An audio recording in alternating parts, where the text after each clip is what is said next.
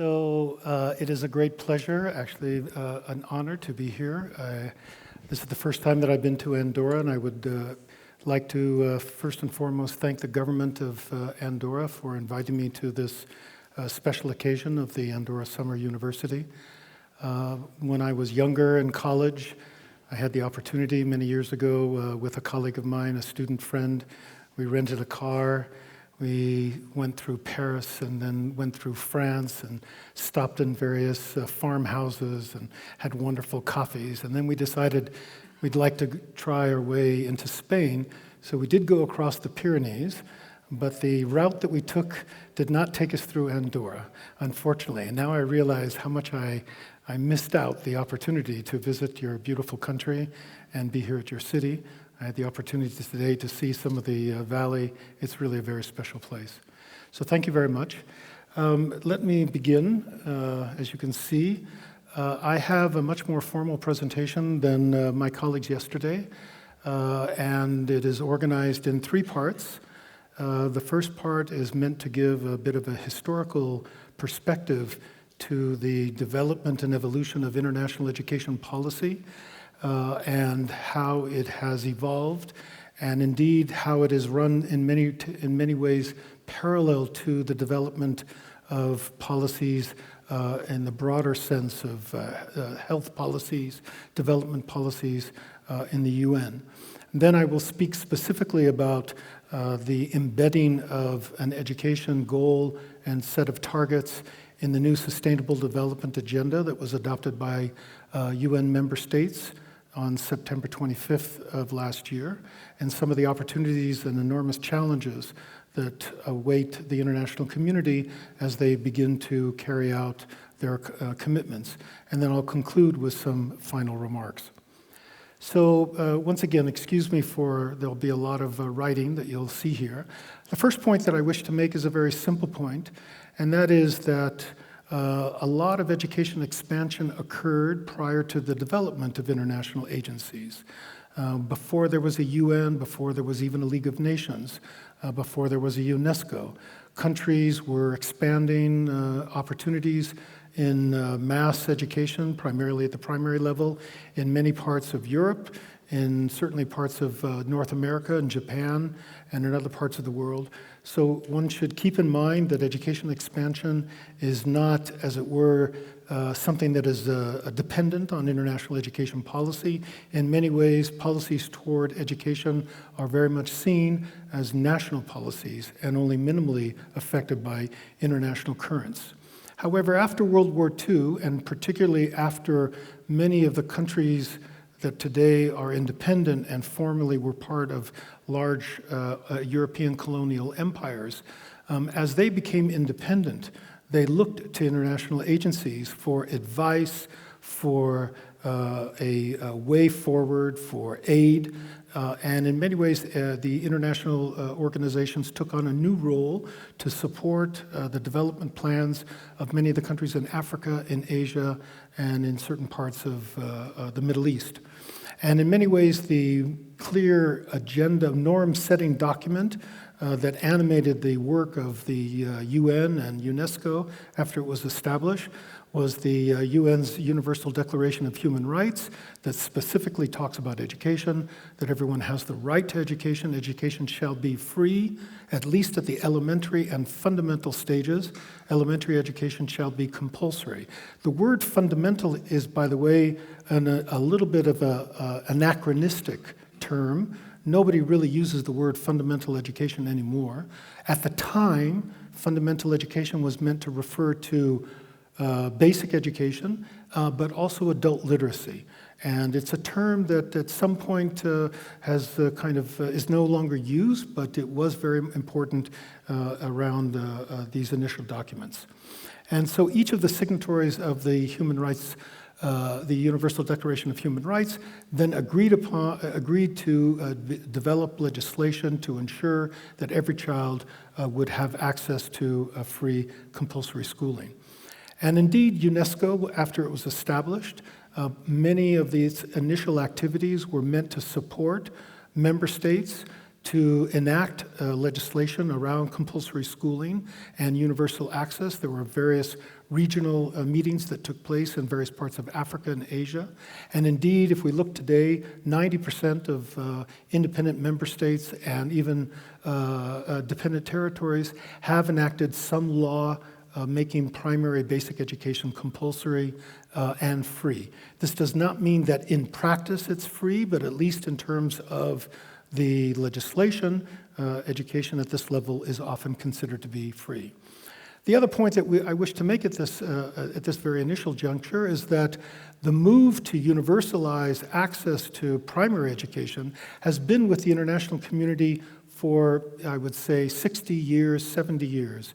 There have been more than one attempt to try to prod governments to ensure that every child of primary school age has access to school. We can see declarations in the 1960s, in the 1980s, and even certainly more recently in 2000. At each juncture, when international conferences were convened, member states saw this as a primary principle of international education policy, even though it was never achieved. And even today, it is not the case that we have universal primary education. The other point that is important to make here is that during the 1960s and 1980s, during this period of time, there was a lot of political friction between the West and the Eastern blocs.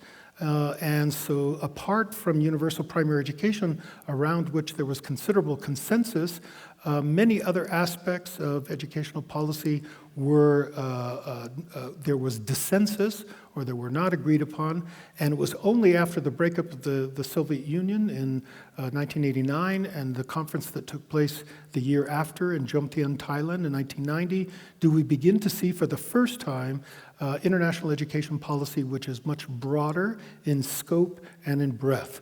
And so this really brings me then to the conference that took place in May of 1990, known as the World Conference on Education for All. This was the first time in which member states, representatives from over 150 governments and civil society established what's called the Education for All Agenda, an expanded view of basic education that put an emphasis on meeting the learning needs of all children, youth, and adults.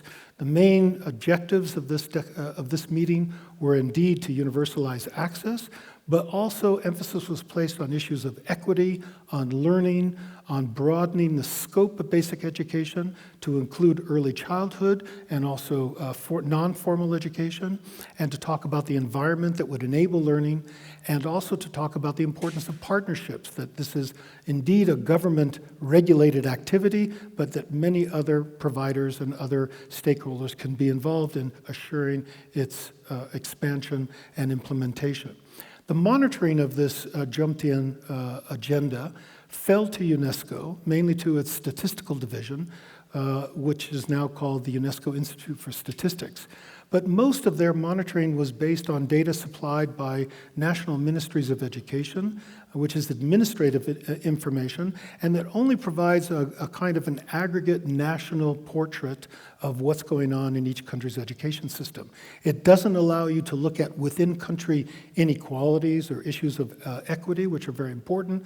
And so the limited amount of information was seen by many of the international community when they met over the course of the 1990s as being inadequate to really capture the vision, the expanded vision of education for all that was set forth in Jomtien.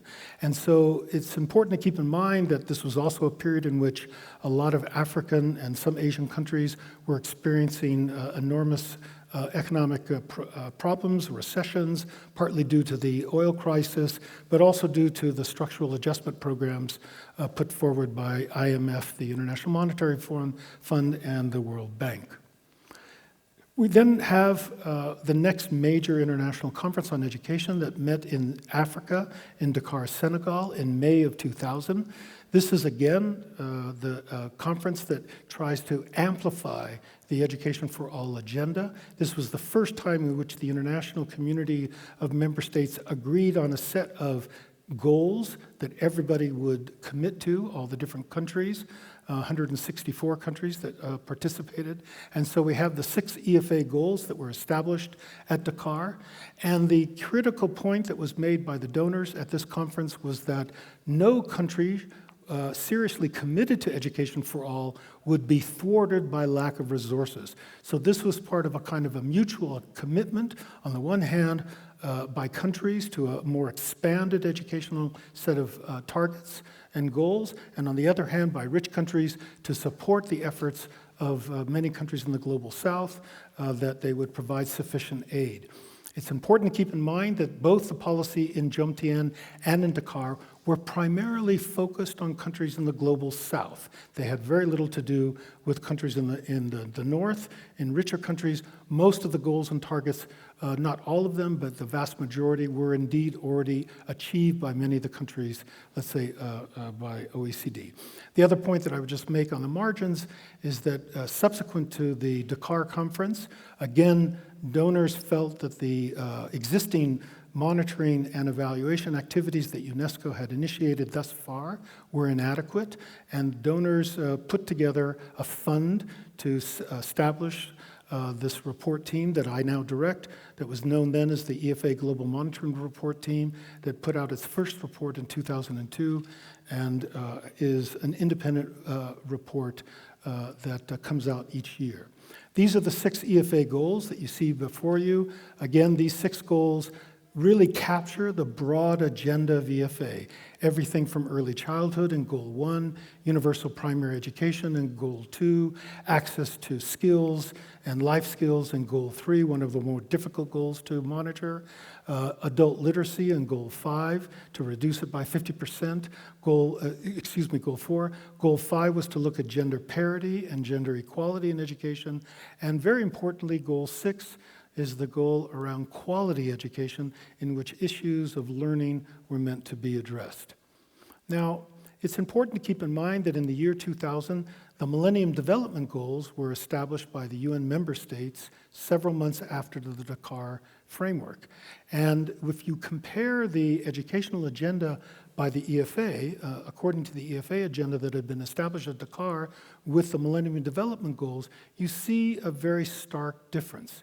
So the Millennium Development Goals had 2 goals that focused on education. One was Goal 2, about achieving universal primary education, mainly completing primary education, the very traditional principle that had been with the international community for more than 50 years, and promoting gender equality and empowering women. The target then, once again, was about gender disparities in education, which were meant to be achieved by 2005. So if we compare as it were, the ambitions of the education community relative to the development community, we see that the education community has a much broader, comprehensive educational policy that is put in place relative to the MDGs. Now, I mentioned the importance of quality issues, and it's important to see exactly how these are mentioned in the main documents. So the Goal 6 talks about improving all aspects of quality of education, ensuring excellence of all so that recognized and measurable learning outcomes are achieved by all, especially in literacy, numeracy, and essential life skills. So notice that the goal on quality education is not only about learning and learning outcomes, but rather is meant to encapsulate a large number of issues that affect the quality of education that's being provided, which would mean the quality of teachers, the kind of textbooks that are available, the amount of money that's being available, computers, all kinds of other issues that are involved in what we might refer to as the inputs of education, but also include pedagogical issues and other issues that are related to quality. I make this point because now we'll see afterwards in the SDG agenda, the focus is much more exclusively on the outputs, on learning outputs, and much less on a broader, a multidimensional view of quality education. And as I've already mentioned, the MDGs made no comment about the importance of quality education. It was not part of the goal frame. So how far has the world come since Dakar? Here are some slides from our last year's report, and we can get some sense of how much the world has made progress on some of the 6 EFA goals. So first and foremost, you can see that many more children were brought into school. If we include primary and lower secondary age students, we see that 84 million more children and adolescents have gained access to education. 52 million of these are girls. So there was a large increase also in access to girls. 12 million more teachers have been recruited and deployed in primary and secondary education. I'm looking now at the trends between 2000 and the most recent information that we had at that time, which was about 2012, 2013. 2/3 more children were enrolled in pre-primary education. And we even tried to calculate what has been the impact of international education policies, how much have the curves bent up in terms of improving access, and we came to the conclusion that something in the order of 34 million additional children gained access to school that would not have, perhaps, if the earlier trends had continued from the 1990s, which is an interesting an estimate. But in fact, in terms of the measurable goals on EFA, most countries didn't achieve them. In fact, only 1/3 of all the countries in the world for which we had data had achieved the 3 key measurable goals of EFA. And even UPE, the Universal Primary Education, was only achieved by 50% of the countries in the world. And at the count then, 121 million children were not in school in the year 2012. Again, this refers to primary and lower secondary education. And only 1/3 of countries had, 2/3 had not achieved gender parity in primary education. Half of countries did not do so at the secondary level. And one of the things that animated the work that we did in looking at trends over the last 15 years was to begin to look at information at the subnational level, was to use household surveys, learning assessments, and other databases to begin to examine the effects of wealth or poverty, of race and ethnicity, of language, and how it affects certain kinds of educational outcomes. So for example, we were able to estimate that the poorest children are 4 times more likely to be out of school, 5 times more likely not to finish primary school than those who come from the richest quintile of households. We also found that children who live in conflict-affected countries or zones are much more likely to be out of school, and the numbers have increased since 2000 and were as high as about 36%. We saw major gaps in learning based on wealth and other factors, and 2/3 of the 781 million adults, these are all the people over the age of 15 who were considered not literate based on very conventional measurements, continued. This goal, very little progress was made. This was goal number 4, and we still had almost 1/5 of all adults in the world who were considered to be illiterate. 2/3 of them are women. This is a major gender inequality and still a challenge today. I'm going to skip this slide just to indicate that at the UN, they also monitored some of the education goals, but it was a much more narrow monitoring, but it did come out of New York. So the last thing that I would mention in terms of a historical perspective here is that in the last decade, as I'm sure many of the colleagues who come from education are aware, there has been enormous attention and focus on issues of learning that were not nearly as important in the previous, let's say, decades. And we can see various kinds of turning points in the importance of learning. One of them is, for example, the World Bank came out with a policy about learning for all in 2011. We can see the impact of the TIMSS and the PISA in animating a lot of the media attention to learning outcomes and seeing how countries are ranked. We see reports by well-known economists who basically talk about the effect of the quality of education on economic growth beyond just getting kids in school. We see attempts to develop a much broader sense of what are the different areas of learning that need to be emphasized. And one of the other areas that we did look at, which is that many countries during this period of time began monitoring learning for the first time. So there are many different levels to these kind of learning assessments. Most of these are summative assessments. These are not high stakes. These are not meant to determine whether or not somebody gets into the university or if they get into an elite college or high school, but rather to provide information to national decision makers about the educational progress of children and young people in their school systems. The international assessments, I'm sure you're all familiar with. You're less familiar with the regional assessments that are fairly important in sub-Saharan Africa. There are two, one for Anglophone, one for Francophone, and there's a very important assessment in Latin America.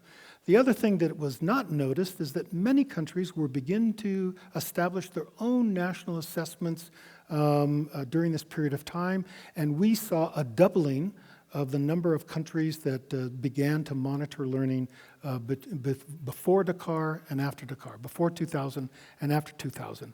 And one of the most interesting phenomena that emerges in the last couple of years is citizen-led assessments.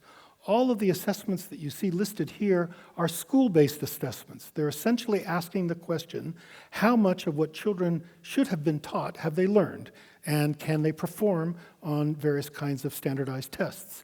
The citizen-led assessments that began in India and then in Pakistan and have moved on to various parts of Africa are looking at learning at the level of the household. So they're assessing whether or not children can read and write in their households, not in their homes, not at school, regardless of whether or not they're in school. So it provides a much broader, as it were, picture of the learning challenge, especially in many parts of the developing world. So now I come to the second part of my presentation, which is about the SDGs and about the importance of education here. So we now have, as you all know, one goal, the Sustainable Goal number 4, which is the global goal on education. It has 10 targets, or 7 targets, and 3 means of implementation. How did we get to this point that everyone agreed to one global goal? Here you have, I would say, some of the key parts of this process that occurred over the last 2 years. First of all, emerging of the development and the environmental agenda from Rio and going forward that brought together this notion of sustainable development, became a central part of the development discourse in the last few years. But as we've seen on the education side, there was also a meeting that took place in Muscat, Oman in May of 2014, in which the international education community, ministers of education and others, decided that they, instead of having 2 parallel tracks, an education track and a development track, they were going to put their money or their emphasis on a single unified agenda that would include a global goal on education. And this became then conveyed to the open working group that was working in New York, in which there would be a separate education goal and targets. Although it didn't totally reflect the international education community, there was a synthesis report that the Secretary General put forward in December of 2014, in which the 17 goals that we know today and the many targets were first proposed. And some months later, at the World Education Forum in Incheon Republic of Korea, the official, as it were, representatives of the international education community ratified the idea that there'd be one goal on education, that it would have these targets.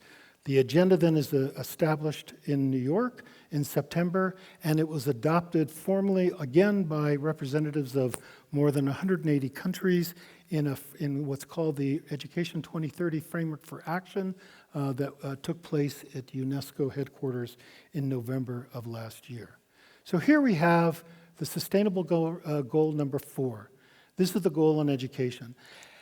And it certainly has all the major buzzwords that you would expect to find: inclusivity, equity, quality education. Perhaps the word that is new, which hadn't existed previously, is the notion of lifelong learning and the promotion of lifelong learning opportunities for all. So to see education as including everything that is not just formal education, but also non-formal, informal, from early childhood through adulthood, that this was the idea of an all-encompassing concept around lifelong learning. This was in some ways a step up, although we'll see that there are very few targets that actually talk about the importance of lifelong learning. So here are the main targets. The point that I would wish to make, I'm sure many of you have seen them, is that this is the most ambitious educational policy agenda that has ever been put together. It's even more comprehensive, more ambitious than anything that had been previously established by the international community. It now says that every child should basically have 12 years of school, that there should be universal primary and secondary education, that everybody should complete secondary education. We have no country in the world today, in other words, just to keep this in mind, there is no historical precedent of a country that has universal secondary education. It is not Korea, it is not the United States. There are many, many countries in the world in which large numbers, significant numbers of young people over the age of 16 after compulsory education leave the education system and go to work in the labor market. But now the target is that everybody should have 12 years complete primary and secondary education. This is without historical precedent. And notice, the emphasis now is on relevant and effective learning outcomes. The notion of trying to figure out what are relevant and effective learning outcomes will stick with us for many years to come, believe me. It then goes on to early childhood education. It talks about TVET, technical vocational education and training. This is the first time that the International Education Agenda includes TVET, and it also talks about tertiary education. Up until now, there had been no mention of higher education or tertiary education apart from saying universities and colleges are important to train teachers who can then go into the schools and ensure universal primary education, but not as an entity, as something to look at. It talks about the importance of skills for employment and decent work. It talks about gender disparities, but it also includes all kinds of other marginalized groups who have disabilities, indigenous people, and so forth. And it talks about the importance of literacy and numeracy for young people and adults. Perhaps the most radical target is the one that's listed on the top here, and that's target 4.7. It is the target that most embodies the vision of sustainable development, the 2030 Agenda for Sustainable Development. And it's a mouthful to read. So it says, by 2030, ensure all learners, notice, it is not just schooled individuals, it's all learners, young people and adults, acquire knowledge and skills needed to promote sustainable development, including, among others, through Education for Sustainable Development, ESD, which I know Andorra is very much interested in, sustainable lifestyles, human rights, gender equality, the promotion of a culture of peace and nonviolence, global citizenship, and an appreciation of cultural diversity and of culture's contribution to sustainable development. Ladies and gentlemen, this is one of the few targets in the entire SDGs in which the word culture comes out. Here's one of the few places in which the international community talks about the importance of cultural diversity and the role of culture for development. It's interesting where it's embedded amongst all these others. But the point that I wish to make is that this is the most radical of all the targets, firstly because it speaks to the essence of the agenda, the Sustainable Development Agenda, and secondly, that it talks about the contents of education for the first time. So you don't talk about quality education in the abstract, but now we're actually talking about what are the particular contents, what are in the textbooks, what are in the curricula, what are in the, the pedagogical practices of teachers, what is being taught. This is now asking about the aims and purposes of education for the first time. Never before has the international education community agreed upon a target that speaks about the contents and speaks about the contents about the more humanistic, the more moral, the more ethical contents of education, the real purposes of schooling. So it's a very radical idea. The others that are referred to as means of implementation, about facilities, about scholarships, which is about the least universal of all the different targets. And notice where teachers are located. The teacher unions took great umbrage against being seen as a means of implementation because they see themselves as the focus of all kinds of educational activities, and here they are reduced to a means of implementation. So the new education agenda is universal. It applies to all countries, not just countries in the global south. It is the most ambitious agenda ever produced. It is the most comprehensive set of targets that have ever been agreed upon. It is much more output-oriented rather than looking at inputs. And it speaks about the contents of education in addition to issues about equity and leaving no child behind. These are all parts of the new agenda. This is the mandate for the report that I work on. I'm going to skip this very quickly. So one of the other things that the UN Secretary General's synthesis report did was to talk about the importance of indicators. How is the international community going to follow up and review the commitments that member states made in September once they've agreed upon 17 goals and 169 targets? So the way they talked about it was that there should be an indicator or a set of indicators for each of the targets. And there are 4 different kinds of indicators, and I know this is very tricky, but keep in mind these are very critical things that really are about how you implement a plan, how you implement a policy, how do you follow up and monitor to which there's, the extent to which there's been progress or not. So there are global indicators, and that means that there needs to be at least one global indicator for every target. In education, there are 11 global indicators. These have not been fully agreed upon. They're going to be agreed upon very soon next month, but they've been proposed, and everyone pretty much thinks that the ones that have been proposed are the ones that are going to be accepted.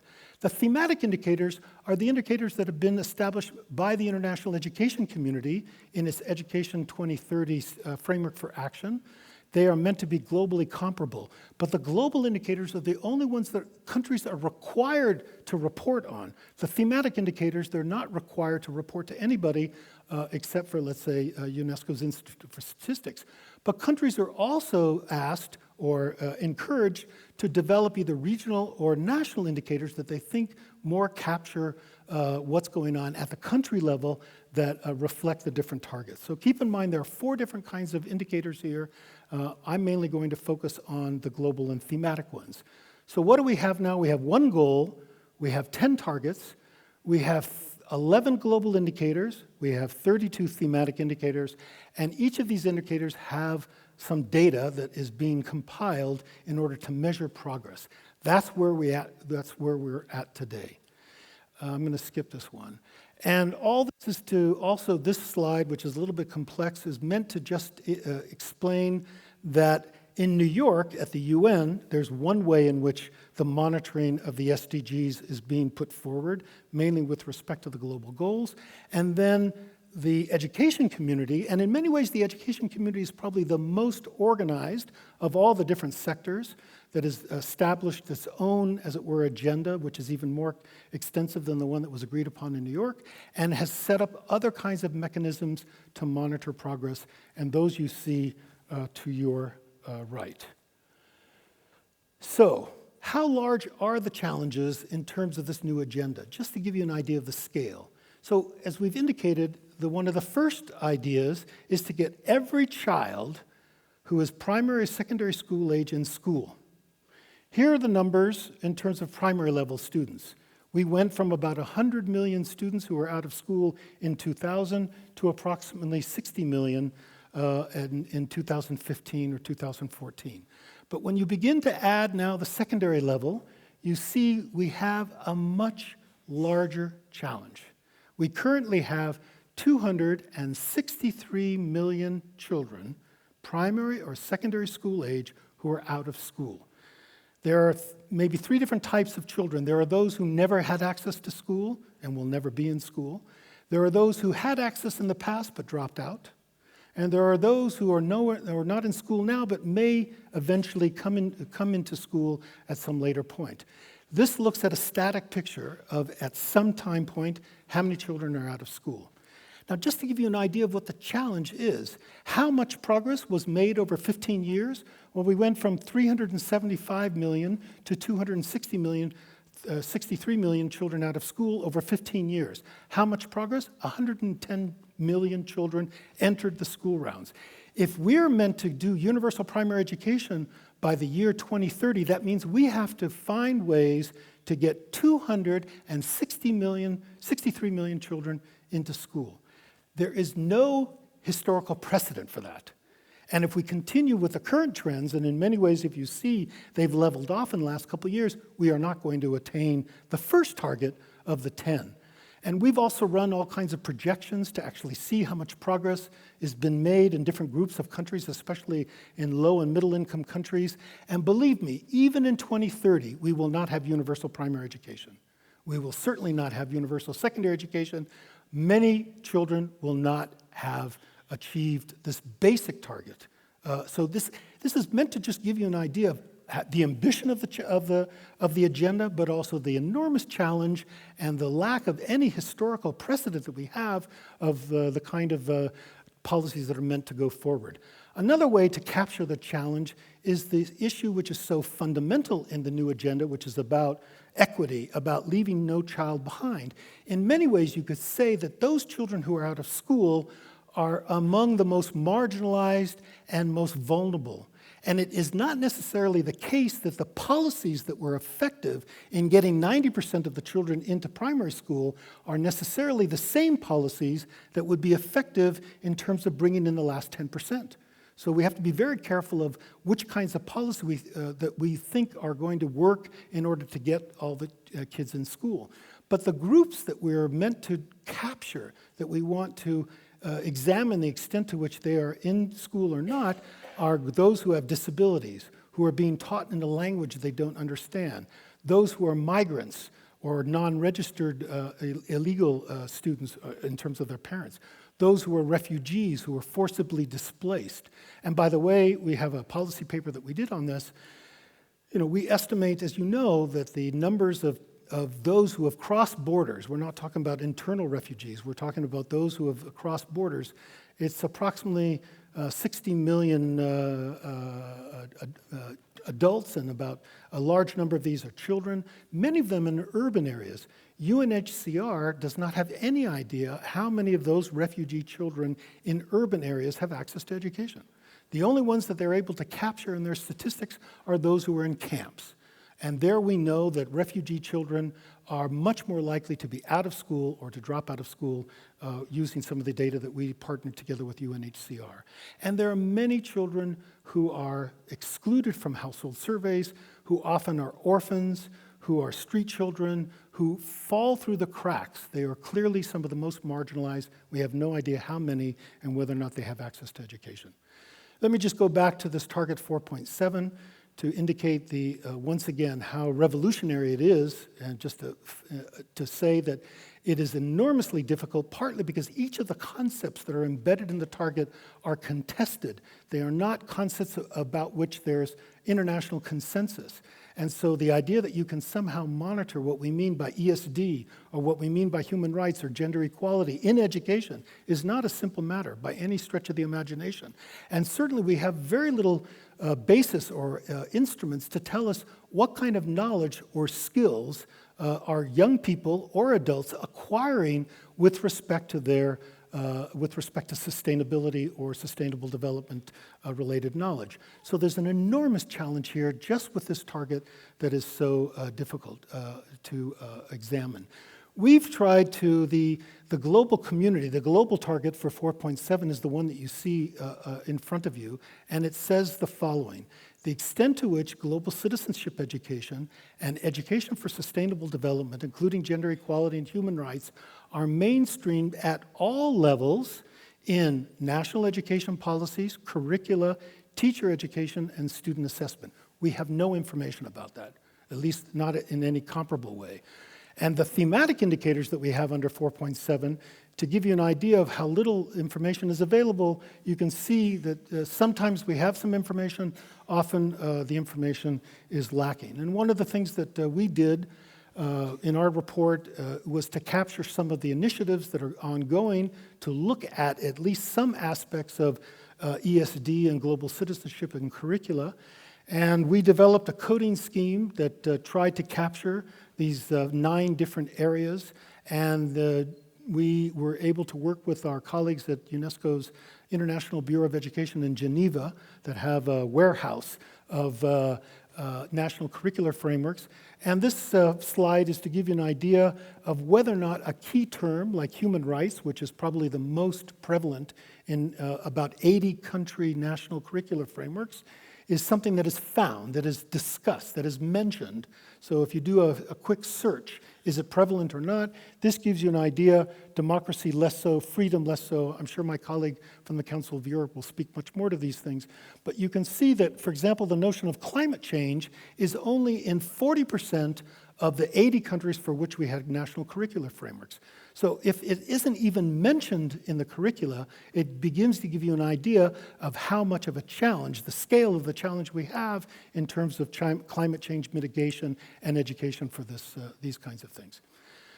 We've also looked at textbooks. I'm not going to go into that because time is running quickly, but we do have collections of textbooks that have been coded by colleagues that they have used. And we begin to see that some aspects of the new agenda are seen in textbooks, many others are not. So in conclusion, one of the issues I think that needs to be raised is using target goals very effective? A way of getting countries to move forward with respect to their commitments. Here are some of the arguments that say yes. It helps to raise international awareness. It encourages countries to accelerate action. It helps them to initiate policy reform. It creates maybe a framework for new funding and standardized data gathering, and certainly has been used effectively in the area of health and some other sectors. But there's also evidence to show some of the shortcomings of using these kind of goals and targets in international education policy. They've always been missed. They've never been attained. Many of the countries end up focusing, it's a little bit like teaching to the test. Countries are focused on attaining the target without really thinking about the broader policies that are needed. Many of the goals don't really speak to the concerns of particular countries. Many of the key concepts here are contested and not easily understood. And if it becomes the case that the lack of country progress becomes a basis for sanction, then that's a real problem too. So clearly, our report takes a more optimistic view, or at least we're trying to adjudicate these contested ideas. And we talk about the various steps that countries can take at the national level to move forward this very ambitious agenda, certainly from a monitoring point of view. We also talk about the importance of peer learning at the regional level, because we think that actually a lot can be done at the regional level, let's say at OECD or Europe, or in other regions where they can bring together country representatives who often have very similar kinds of concerns and clearly have a much greater commitment to make progress than they might to international authorities. So we think regional associations here should be empowered to do a lot more with respect to educational policymaking. And finally, the key point that is made in this report, and which is a key point that's made about the SDGs, is that we need countries to be working across the usual silos. We need countries to be thinking about how education can work together with the health sector, can work with those who are involved in gender policy, and those that are involved in other development issues, whether it be poverty and mitigation or climate change.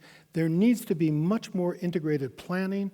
Much of the report that we are about to launch next week is all about the importance of bringing together leaders from different sectors to develop plans that are much more integrated, both vertically and horizontally. And as I talked to my colleagues the last couple of days here in Andorra, certainly size here can make a difference, that smaller countries are much more likely to be able to meet those who are involved in national decision making and bring forward policies of that type.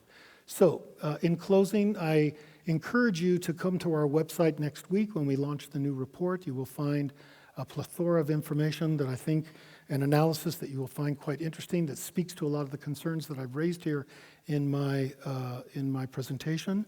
And later today, you will be very honored to present the Minister of Education of Andorra with the first printed copy that any Minister of Education in the world will have received, and I hope that he will make good use of it together with his colleagues here in Andorra. Thank you very much for your listening.